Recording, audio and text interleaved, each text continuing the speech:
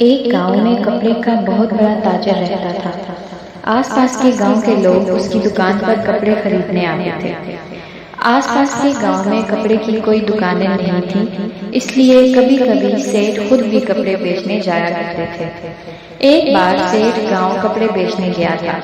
वहां से लौटते वक्त वो एक दरख्त के नीचे आराम करने बैठ गया और थोड़ी ही देर में उसे नींद आ गई। जब वो नींद से जागा तो उसने अपने आस-पास तोतों का झुंड देखा। सेठ इतने प्यारे तोतों को देखकर बहुत खुश हुआ।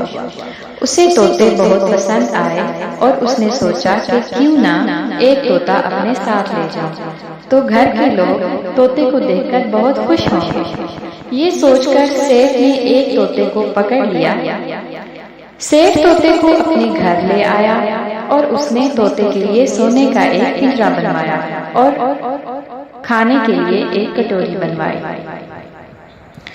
तोता सोने के पिंजरे में रहने लगा और उसे उसकी मनपसंद चीजें मिलने लगी। सेठ के घर वाले तोते से बातें करते, आहिस्ता आहिस्ता तोता बोलना भी सीख गया। तोते के साथ बातें करने में सबको मजा आने लगा।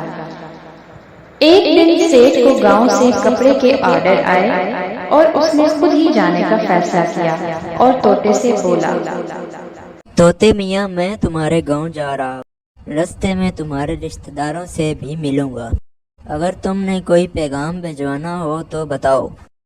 सेठ जी, उनसे कहना कि तोता भूखा प्यासा नहीं है और सोने के पिंजरे में रह रहा है। सेठ गांव चला गया और लौटते वक्त उसी दरख्त के नीचे आराम करने के लिए लेट गया।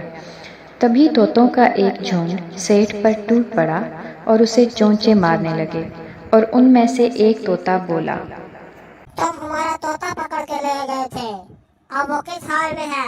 अरे सब्र करो, मेरी बात सुनो। तोता भूखा नहीं है और ना ही प्यासा है, और वो तो मजे से सोने के पिंजरे में अपनी जिंदगी बसर। ये सुनकर सारे तोते जमीन पर गिर गए। सेठ ने आगे बढ़कर देखा और तोतों को हिलाया जुलाया, मगर तोते ऐसे पड़े थे जैसे वो हैरानगी से गिरे हों और मर गए हों। सेठ जब वापस आया तो तोते ने सेठ को देखते ही अपने रिश्तेदारों का हाल पूछा। सेठ ने जवाब दिया, जब मैंने इन्हें तुम्हारा हाल सुनाया तो वो सब हैरान होकर जमीन पर गिर गए। ये सुनकर तोता भी पिंजरे में गिर पड़ा।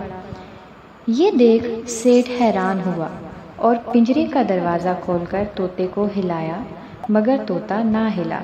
तो सेठ ने तोते को निकालकर बाहर रख दिया। मौका पाते ही तोते ने पर फड़फड़ाए और सेठ से बोला, सेठ जी, मैं आपका शुक्रगुजार हूँ।